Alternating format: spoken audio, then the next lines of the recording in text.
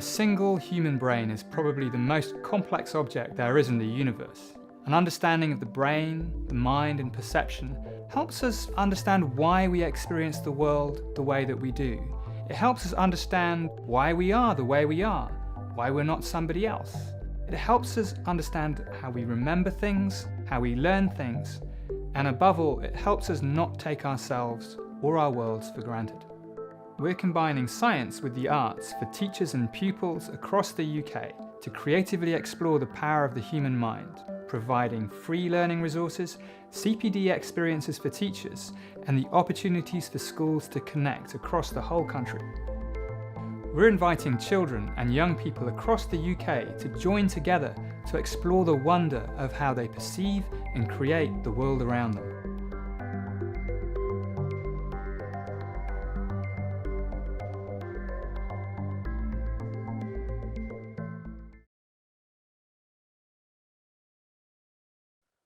Welcome to our Teacher Wellness panel discussion.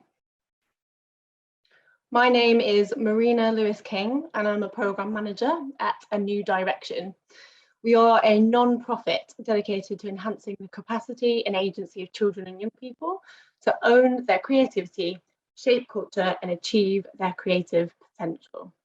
This is the second of 3 webinars which focus on the theme of wellbeing and connection inspired by Dreamachine, the new 5-star reviewed immersive arts experience, which is open to the public now in Woolwich Works in London and at the Temple of Peace in Cardiff.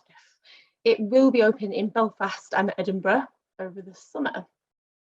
Dreamachine has been commissioned as part of Unboxed, Creativity in the UK, a once-in-a-lifetime celebration of creativity taking place across England, Northern Ireland, Scotland and Wales, and online from March to October 2022. We will share links to book tickets to live experience at the end of the event, and we will share more info on the rest of the programme as well. Today, the focus for this webinar is on practical wellbeing tips for teachers and meaningful ways to make this part of your life when feeling stretched or stressed. Our panel is going to discuss strategies for self-care, tuning in with yourself, responding to anxiety, and going to some of the science behind wellbeing also. We will hear from teachers about their experience too. So if you do feel confident in sharing your own advice and tips in the chat, then please do put those in. So our panel is going to be led today by Sinéad Mc Brearty, CEO of Education Support, whose mission is to improve the mental health and wellbeing of teachers and education staff. And she will be joined by Lisa Lea-Weston from Talking Heads Supervision, who provide external long-term professional supervision to heads and SLT all over the UK. And Lisa also retains a small drama therapy clinical practice with children and young people. Also on our panel today is teacher Vicky Kidd, who is based in Edinburgh. Before I hand over to our panel, just a few bits of housekeeping. So you should be able to access closed captions today in the event. No, okay, I think we might be having some technical difficulties with our closed captions today, so apologies about that. We will be able to make a transcript available after the event. So yeah, apologies if you were hoping to use closed captions today. This webinar is being recorded and it will be available on our website after the event. If you have any tech issues, do let us know in the chat and we will do our best to try and help. Please do use the question and answer function to ask questions. That is the best way for us to find them because sometimes they get a bit lost in the chat, and you can also like and upvote questions in that function so they move further up, so then we're more likely to see them and get answered. And we'll try to get through as many as we can.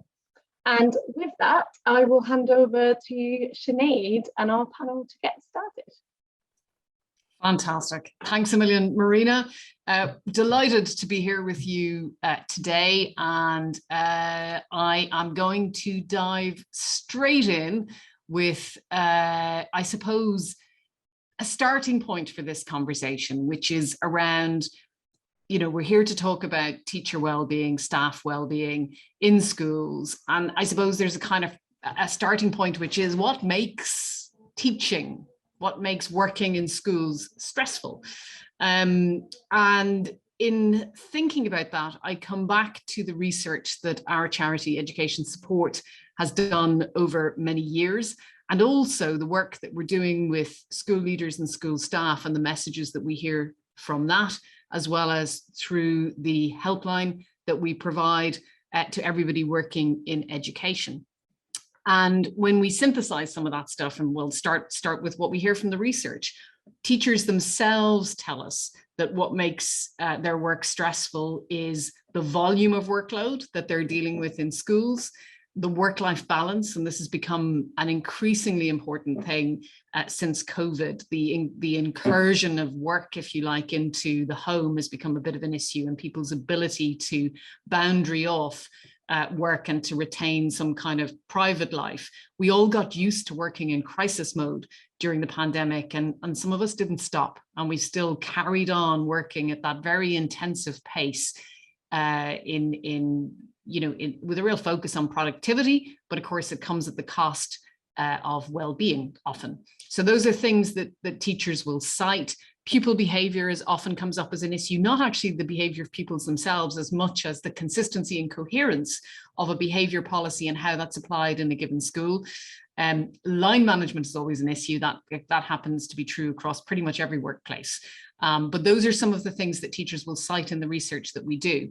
And when we look at the sector and we look at the literature, the academic literature in the sector, what kind of tends to come up as some of the key themes over time, the level of autonomy that teachers have has changed. The nature of what it means to be an educator has changed. And that's true for people in other roles in schools as well. Standardized testing has become a source of stress. And often that's because outcomes will affect league tables in some countries. Not everywhere doesn't operate the same. But schools can end up teaching to the test in a way that they don't want to. And that in itself can lead to a narrowing curriculum, which if you've gone into education with a view of wanting to inspire creativity and learning with children and young people, if you find yourself in a system where that's the case, that can be disheartening. So those are also issues that we see affecting people. Regulation can be high stakes. You know, there are people who lose their jobs after difficult inspections, and you don't get much higher stake than losing your job. So that tends to be an obvious source of stress. And I think in terms of COVID, we know that there's been a big impact of COVID, the social impact of the pandemic, the fear and anxiety that people experienced during certainly the first lockdown and subsequently as well. But in the wake of COVID, which isn't to say that, you know, it's done and dusted everywhere, it's not, and we're still seeing high absence levels in many places. But as we come out of it, we are left with a legacy of really increased social, emotional and mental health issues among the children and young people in our schools, and other hardship coming to the fore. Where, you know, teachers have become more, and not just teachers, support staff and leaders in schools as well, have become more familiar with some of the domestic issues affecting families. The cost of living crisis has particularly come to the fore, and everybody is stretched. You know, our public services are struggling. The CAMS services, the social care services, often not working. So schools can become a place that are left to sweep up behind some of that. And of course, on a day-to-day basis, there is a real intensity of social interaction in schools. Good teaching fundamentally requires connection with students, and that is a kind of a full body endeavor. And Vicky will probably talk about this better than I can, but it involves the mind, the body, and, you know, whatever spirit we've got to bring in with us on the day. The payback is enormous because, of course, teachers and educators and school staff are changing lives visibly, but it is a demanding job in the modern world. And for many of us who are adults, school now is not the way it was when we were going through it ourselves, and that's a really big change. So I suppose by way of context, that's intended to start, I suppose, to give us a kind of shared perspective on how education is now. And if Lisa or Vicky want to chime in on any of that, they're very welcome to. But I'm intending to come to them with some really specific questions now, and maybe to start, Lisa, with you. If we've heard a lot about burnout, and I think it was part of what was advertised around this webinar, trying to understand a bit more about that. What is it? And what do you do if you kind of are concerned that it applies to you? Ooh, such a big question. In fact, I've just done a head teachers supervision session where they were saying to me, when we met several years ago before COVID, they were in burnout, and we were reflecting on the process. And I think one of the key things about the difference between burnout and acute stress is that burnout tends not to be something that we easily recognize in ourselves. So we can know when we're kind of really stressed and overwhelmed, but actually burnout is when we are kind of so exhausted that it's a kind of numb protective place. It's when everything is absolutely too much. It's a very kind of dry feeling. There isn't the possibility of looking outside or taking anything else in. Compassion is very hard, very self-focused. Any demands from the external world it's too much, and more than that, the voice that starts to happen in your head is kind of, I don't care, don't give me anything else, I just don't care. And anger. So burnout tends to be something in my experience that actually other people tend to relationally point out, people who are very close to you, and there's a lot of shame around burnout. I think that's the other thing that makes it extremely hard to recognize and or to have pointed out, because it goes with the notion that, you know, you're not functioning well enough, which will actually be true because you're burnt out, but it deserves absolute compassion, and the repair for it is some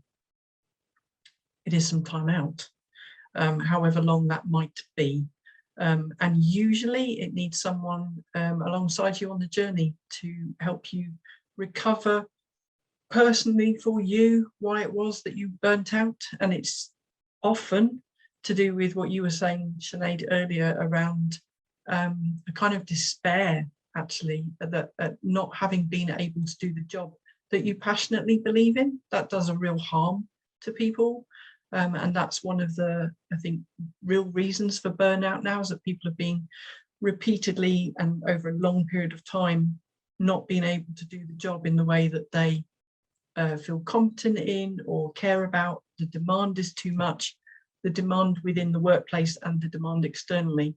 And I think burnout can happen in whole teams as well. And again, that's when a kind of external view on something can be, is really necessary.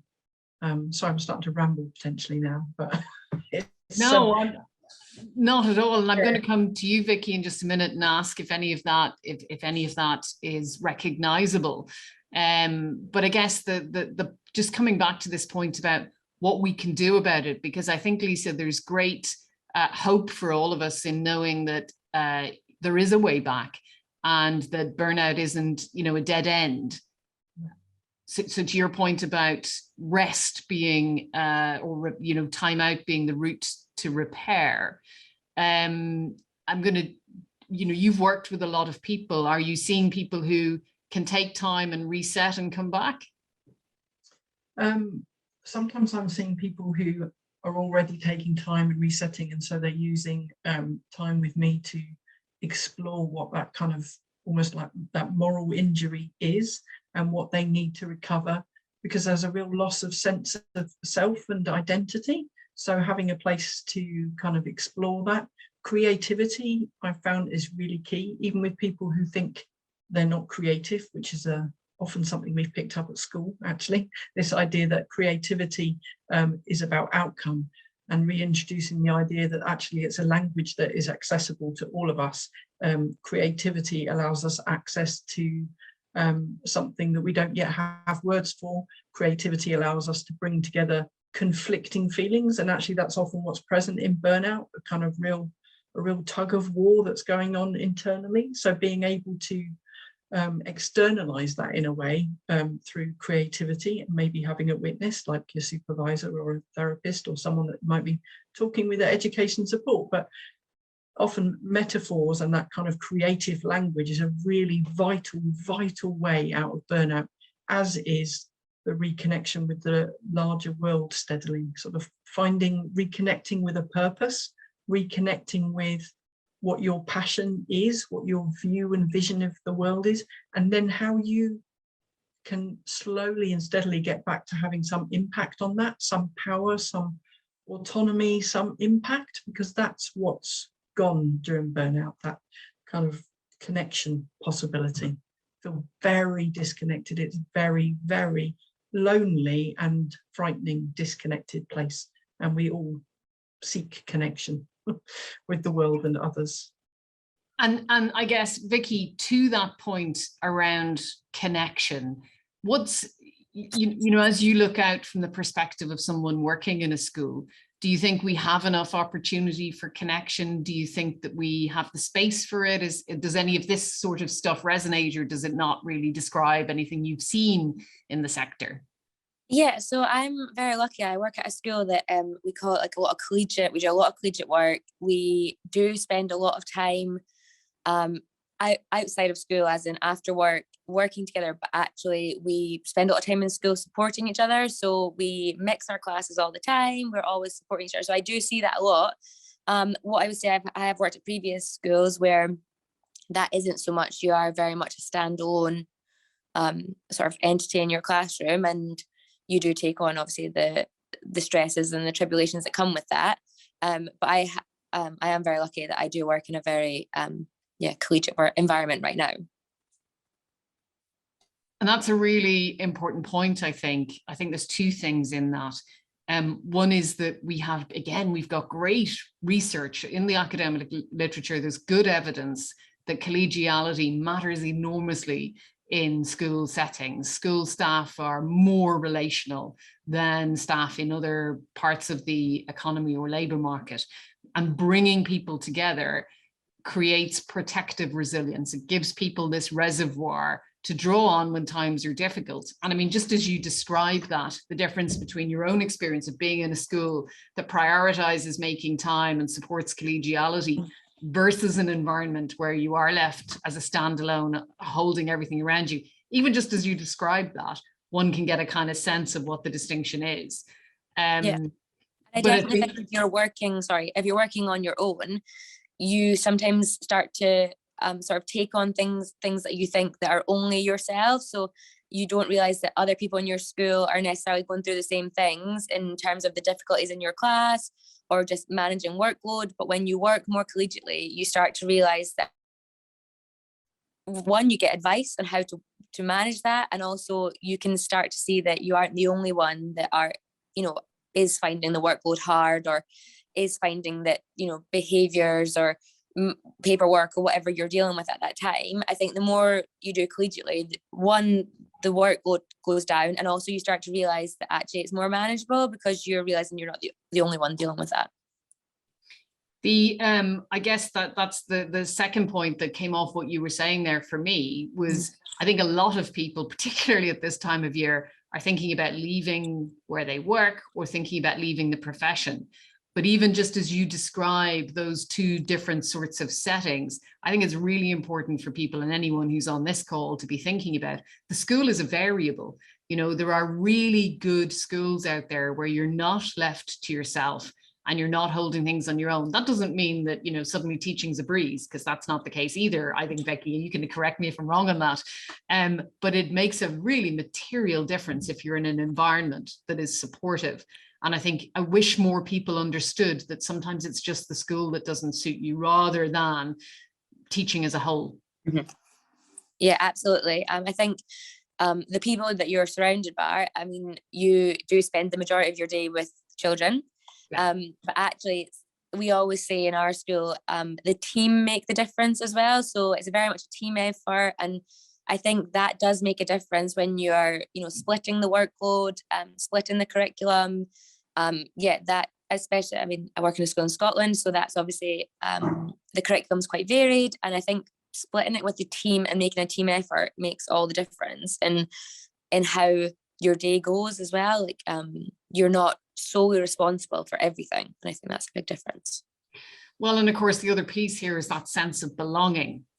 We know that a sense of belonging is correlated to positive mental health, or is certainly supportive of positive mental health. So when you describe that, I think it's another piece that's easy to forget, but actually at a visceral level makes quite a big difference to us. And thinking about that, Lisa, we know that community makes a difference. We know that connection is really important. But thinking about, going back to what you said about, you know, sometimes when we're actually in a more difficult place, we don't feel it, we're a bit desensitized to it. How do we deal with that? I know that you'll talk about the nervous system, but it's, you know, for people who haven't, they don't maybe know so much about this, how would you describe that in fairly layman's terms? You mean that sense of when you're very in your own kind of isolated sense of overwhelm? So I'm thinking about more about how you would approach regulation and what does that even mean? Okay, regulation or dysregulation.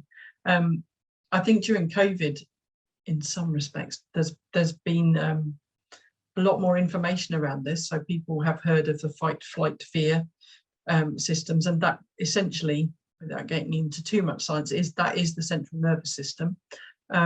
We have generally as a collective been put into a place originally of flight, like the lockdowns.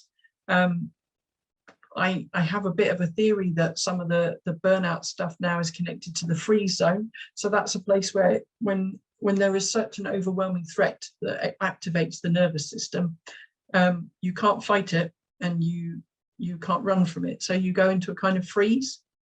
And that's an overwhelmed, disconnected place. It's a protective place. And I think there's a collective society response to COVID where there's some of that we're picking up.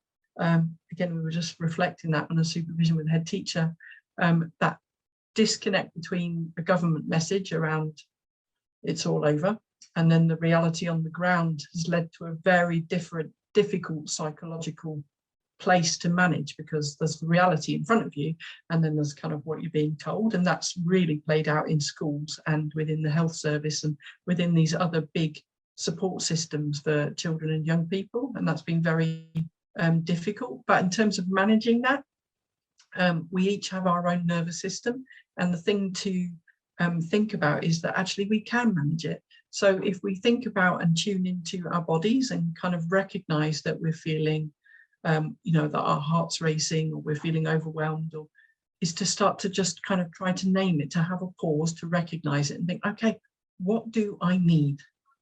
And probably people have heard a lot about mindfulness, meditation, breathing.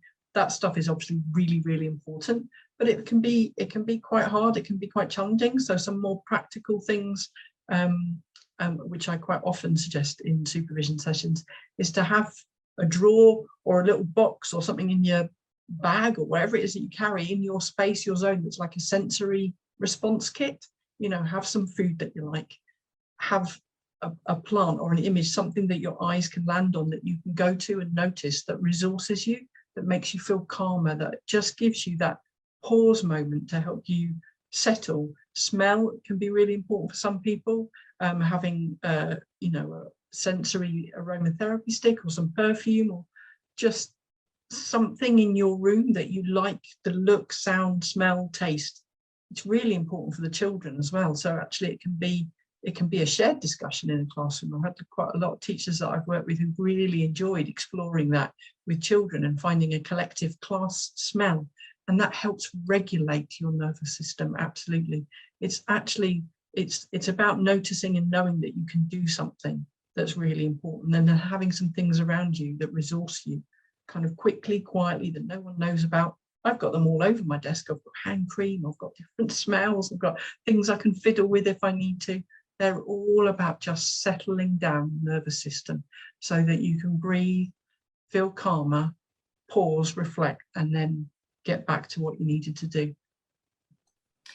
One of the places I think this can be incredibly helpful is, I notice in myself, so I'm really not a very touchy-feely person in the scheme of things. You know, I'm a kind of spreadsheet kind of girl, and I don't always find it easy to engage with mindfulness or various other techniques.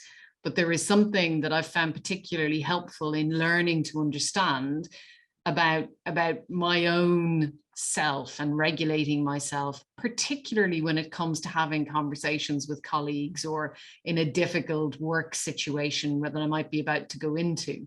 And I could imagine in a school being in settings with difficult behavior or a demand that seems unreasonable, it would be very easy for me to not recognize, because I'm not great at it, to not recognize that actually I'm quite stressed, that I'm heated, that I'm going to be irritable and short-tempered because I've run from one thing to the next thing.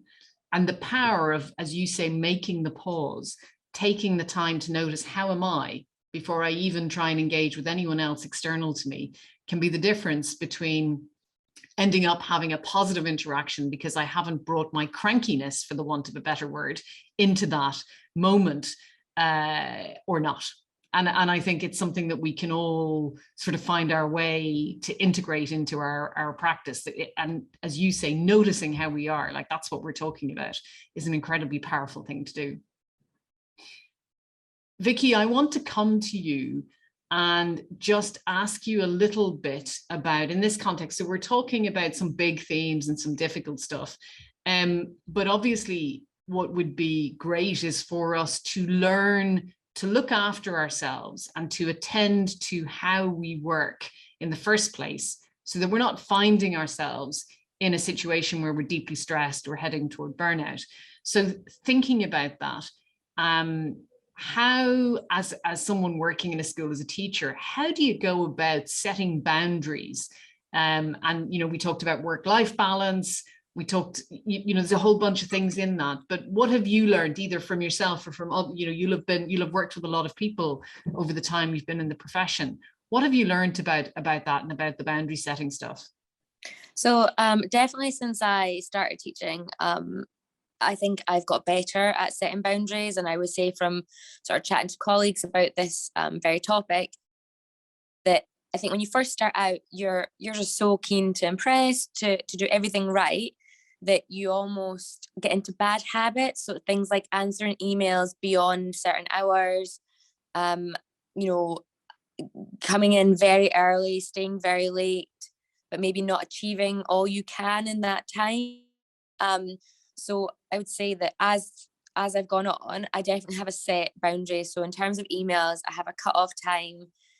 Anything beyond that time, I actually have got to the point where I don't even look at them. I try and answer them next day.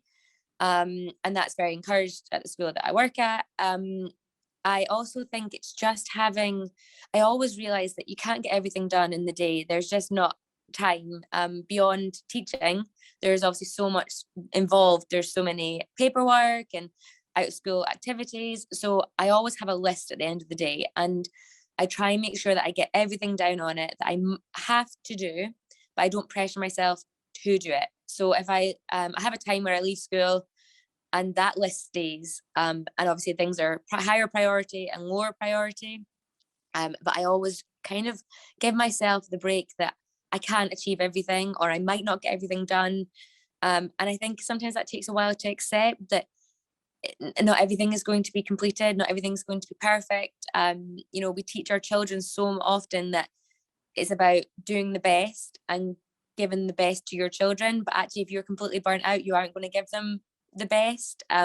So for me, setting off emails and also having something to do when I leave work. I always make sure that I'm quite into sports, so I always make sure I have a time where I go and either go to the gym or I play squash or whatever the sport is for me. And when I was talking to a colleague, she was kind of saying that she always makes sure she has plans. So she has to leave, or she plans for downtime. So she'll say, I plan for it. So I plan to watch a TV show, or I plan to cook dinner, but I plan it at time so that she leaves knowing that that's what she's got to switch off from. And I think you can get quite easily caught up. Before you know it, it's 6 o'clock and the school bell is ringing to tell you to go home. So I think having a sort of set, this is the time that I leave at, and really trying to stick to that, setting times for emails. I think since COVID as well, since parents have been able to contact you more easily, that's definitely broken down some barriers. They've been able to email you at all hours. And I know that for a while I got into a cycle of answering the emails when they came in, but actually that just made them bounce back much quicker. And then I'd have more to reply to. And it was quite a vicious cycle of thinking, oh, I need to reply because I've replied already. And, you know, I think knowing that, you know, you're having a time where your day starts and where your day ends, and setting time for yourself, whether that's, you know, another colleague of mine said that they always listen to a podcast or music on the way home, and that's their right, work is finished, that is them done, and they don't engage with it again until the next day. And it can be quite tricky, especially starting out as a teacher. I think you have to set them boundaries quite early on, or you could end up continuing some sort of negative habits or bad habits. There's such tremendous wisdom in that. And I think the, you know, you're absolutely right. The work will never get done. I mean, I think that's just the long and the short of it. And there's a lot of freedom in accepting that and in recognizing, you know, the work's not going to get done. I can either kind of kill myself trying to do it and not getting it done, or I can draw a line here and say, that's what I'll do. And, you know, the rest will go undone, but stay well. And I know as a parent, I would far rather that somebody came into the classroom having had some rest and recovery rather than having slogged the night away. I know that my kids will get a lot more out of their day in school if that's the case. 100%. I think I think that's what you have to sometimes think. Is this, you know, we always talk about low impact, high impact, and how often, you know, what is it what's the, are the children getting a lot out of you being up to midnight every night? Yes. Or are you giving your best? Because like you say earlier, you were talking about how you are an entertainer, you are, you know, into the social work and the teaching, and you do everything. And, you know, sometimes you're like a nurse fixing, you know, things that you do so much in your day, that are you able to give the best of yourself if you are not, you know, giving the best of yourself outside of school? So I think, yeah, you do have to decide what is the priority on your to-do list, if that makes sense. Brilliant. I know that we've got questions, so I'm just going to, Lisa, I just want to finish up by asking you just if you can give me a couple of minutes on, I know that you've spoken about, and you mentioned in this, creativity being really important in terms of how we care for ourselves. Is there any more you want to say on that at all? I think I just want to kind of really urge people to really recognize that it is a language that we all have. You just have to find your thing. And what was amazing during lockdown is how there was because I'm middle-aged now, was a flurry on Facebook of people going, I'm starting knitting, I'm doing this, I'm doing that. And what collectively, again, what everyone turned to was refinding kind of creativity. And there was an awful lot of joy in that. And joy, I think, is a very important notion to remember, that we can look for it. But the thing about creativity and getting to a place where, if you don't think of yourself as a creative person, if you could somehow bypass that and go, actually, I'm just going to do it for the joy of it, because the important thing about it is the process, that really creativity gets you out of one side of your brain to another part of your brain, and you switch off at some point. And in the background, whatever was on your to-do list is processing beautifully, whilst for me it's weeding. I have a really complicated job that involves being with people all the time. And I've come to recognize that just plucking out little weeds for a couple of hours and getting a bit hot and bothered is absolutely brilliantly, I get lost and I get in flow. Yep. And that is a mindful relaxation place. That's what's important about creativity. There's lots of other layers, but that flow place, one part of the brain to another, really important. Well, and your point about it's not about how well you do it, you know, I haven't played the guitar for years. I've sort of stopped playing, but whenever I play it and I sing, you know, I'm getting old. My singing voice isn't as good as it was, and my dexterity with the guitar is not as good. And I can do it from the perspective of, goodness, that really is not quite as good as it used to be, probably with different language in that sentence. But if I let that go and decide to just enjoy it, it is, of course, just doing exactly what you said and letting my whole being relax in that way. So I think really excellent advice there. And joy, which in its own right is a great thing. Yeah. I'm going to turn to some of the questions that we have here.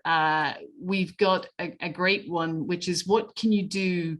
And I might ask you this, Vicky, just from your perspective, what can you do in a work setting if there isn't a collegiate approach, where it's not seen as important? How do you kind of deal with that in terms of the school leadership? Can you make a case for it? And you may say, I don't know, and that's fine. But I'm curious to know whether you have any point of view on that. So what I would say is, I'm not sure how you would That obviously comes from a very senior leadership point of view. So that kind of trickles down from them, the sort of collegiate planning. But what I would say is, if you aren't from a school that has that mentality or that's their focus, is having, whether it's, we call them stage partners here, somebody in the same year group, or somebody who you can just bounce off of, that you can maybe collegiately work with them. So it might be that, you know, teachers get into the habit of not sharing resources that well. You get so used to just being the person that does everything. So it might be that you have a close confidant in school that you could say, do you know what, actually, can you start sharing work with me? Can we start, having those conversations, even just sometimes venting after school, going to them and saying to them, like, oh, I need help with this. Sometimes just going to your colleague, they will help you get there quicker. I sometimes sit over work for ages and think, if I'd just gone to my colleague, I probably would have been done this half an hour quicker, because they've got the ideas, or they know where the resource is to be found. So sometimes maybe it can't be done in a whole school setting, but it can maybe be done between your colleagues.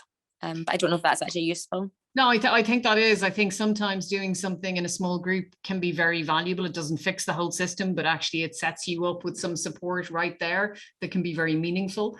I think if you're wanting to address the wider system, then I think it depends on the nation that you're in. But in all nations, there is now a focus on well-being to a greater or lesser extent. So if you're in England, Ofsted have started to concern themselves with well-being in schools. If you're in Wales, it's hardwired into the curriculum. And it matters in Scotland, it matters in Northern Ireland. So I think you can go to the school leadership and say, look, this is an important thing. It's something that we need to take seriously, and I'd like to help. For a school leader to turn around and decline help from a member of staff who sees this as a priority, I think is pretty difficult to do. If that doesn't work, then there may be a staff survey that the school uses. Certainly that's good practice for schools to use. If they don't, you could suggest again that they do, and you can use the staff survey hopefully as an opportunity to suggest that it's time to look at well-being. And I think the last route would be if there is with the governing body or with the trust board, if there is some route, and there ought to be, to give feedback on what's happening in the school, then I would use that if at all possible. So I think those would be my suggestions if you're trying to get it higher up on the agenda. And if you want to make the case, actually, there are plenty of resources on our website that talk about this. And hopefully some of those can be used to good effect. If you're in Wales, you can contact our team directly and they would help you with this. There's another question that's come in, Lisa, that I'm interested in your perspective on, which is around, do you have tips for raising empathy and awareness about teacher mental health among the parent and student community? And this is somebody who's saying that rumors can start if there's a long-term absence or if a child sees somebody in distress. Do you have any thoughts on this point of empathy? Wow, that's such a good question. It's a sort of, I was thinking when Vicky was talking earlier, again, it's the culture, isn't it? So some of that's going to be how those kinds of things are responded to, and there are schools that are going to be really kind of good and helpful in the whole communication with that wider system, the parents and the children, and how they talk about almost kind of normalize it. We're all in fluctuations of, any of us can end up in a place that's not okay. So I think there's still so much work to be done, but culturally schools can do something around their communication, around just normalizing it. Yep. Well-being in flux. I think this is exactly the point, and it speaks to actually stigma around mental health, and it speaks to our need to embrace this in the curriculum. Marina, did you want to say something on this? Yeah, so we do actually have some Dreamachine Schools resources if you want to introduce the idea of wellbeing to your students. There are some school resources on the Dreamachine website that are free to download that are all about wellbeing. I think that's a great place to start if you're introducing it to your class and your students, and then hopefully they would go home and tell their parents at the end of the day about it, and that's creating that sort of more open dialogue about well-being. I would say that my 9-year-old came home from school last year as an 8-year-old, and was very articulate and able to talk about what it meant to be looking after your own mental health, how we needed to be kind and care for each other, and be supportive of each other, and how mental health is something that we all have. And that, of course, is achieved through the curriculum. That's being picked up in PSHE. So I think that's a really, in lots of ways, the best way, because if we're teaching it, then staff are having to hear about it, students are getting to grips with it, and hopefully are bringing it home. And maybe over time, I think that's how we address the culture of stigma that we do have in schools, and we do have it. I mean, we've got good evidence of this. So I think it's not a quick fix, but I would really encourage you to have a look at those resources as a starting point to open up that conversation. And then the last question I'm going to pick up. Sorry, can I just put a point? Yes. Can I just put a point in for there? So I think the next generation are going to be a sort of, certainly in Scotland, it's a very big focus on health and wellbeing. We do zones of regulations every day in school, so we talk about where you are and what you're feeling like, and the children identify that, and we talk about strategies and how they can sort of, where they are sitting on that and how they can make themselves feel better. So I think that's something that's, hopefully as they get older, they have the strategies, but also they can identify how they're actually feeling. When we first started it, children would just say they're sad. But actually, when you really got into the deeper root, there was more to it than that. And I think they're starting to sort of, it gives them a greater empathy for, the staff in the school, or, they realize when we're talking about it, we'll talk about, is there ever a time you felt this way? And we share our own, obviously child-friendly experiences, but like we will say, we felt sad or we felt this way, and they can kind of empathize that you also feel the same thing. So it's quite a big thing for us. It's encouraged like every day to talk about feelings, if that makes sense. Yeah, I think it's great. And obviously, in that context, we can't talk about feelings that are very live and full for us, but we can talk about feelings that we're a bit more reconciled with. And it's a fantastic way to role model. You're absolutely right. I'm very conscious we need to finish in 1 minute. But Lisa, there's a question about how can I avoid bringing feelings home at the end of the school day? And it just put me in mind of the stress cycle. And I wondered if you wanted to say anything there. Okay.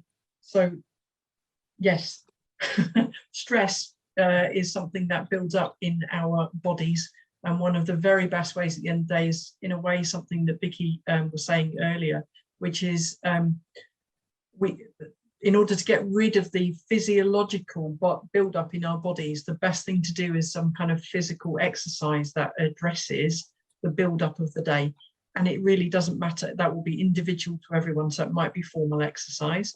But to get rid of that kind of build up of the chemicals in your body, it doesn't matter if it's 10 star drums and it makes you laugh, or if it's, dancing around your kitchen when you get in, but shake it off and get rid of it. The thing that was worrying you might still be there, but the physiological build up of the day, the chemical reactions in relation to stress, those you can deal with. Those toxins, you can get rid of them. We can actually do that. And exercise, moving our bodies in whatever way feels good and brings joy, that's the way to leave it behind. Absolutely. Brilliant. Dancing is the way to end the day. I can really get into that. Marina, I'm going to hand over to you because you may want to add something there, but also to let you then maybe hand back to Joyce. I think we're good. Great, thank you. Yeah, I'll hand over to Joyce, who's just going to talk a little bit more about the Dreamachine Schools programme. So it does mean that we'll run over by maybe 2 minutes, but it's worth staying just to hear our other offers that we've got for them. Everyone, I'm just going to share my screen and tell you a little bit about who we are. So we're a New Direction, an award-winning not-for-profit organization generating opportunities for children and young people to develop their creativity. And we offer loads of free school teaching resources, teacher training and CPD, links to the cultural sector and education offers, support to London schools with Arts North and Arts Award as well. So if you want to find out more about what we do, you can go to our website, anudirection.org.uk. And I believe Maria is going to pop some links into the chat as well as we go along. You can also book onto our next online CPD session, which is a free webinar focused on people well-being with classroom activities from the Dreamachine School resources. So that's on Wednesday, June 15th, 2022. Here. And that's from 4:30 to 5:15. And lastly, we've got a few classroom resources from Dreamachine. So that's 30 lesson plans across PSHE, science and global citizenship for 5 to 13-year-olds. And it's of course linked to a curriculum across England, Scotland, Wales, and North Ireland. This is written by artists, developed with UNICEF UK and British Science Association, and you can download these at schools.dreamachine.world. And one more thing, Life's Big Questions, a nationwide children's survey into the senses and potential of the human brain with links to science and the UN Convention on the Rights of Child. So these are just really quick, interactive and fun questions posed through videos hosted by Martin Dugan from CBBC News Round week by week in May and June. So they've already started, but it's not too late to join in. The first 500 schools to take part and register will have the opportunity to win in-schooling experiences for those students as well. And that's it for me. We are going to just thank everyone again for leading the panel today, Sinead and Lisa and Vicky for your contributions, Marina for your tech support, as well as Narini, and all of you for attending and listening in. So as we say goodbye, I'm going to be playing this little video, and thanks again for coming. If you have any more questions, just feel free to pop in the chat. Thanks.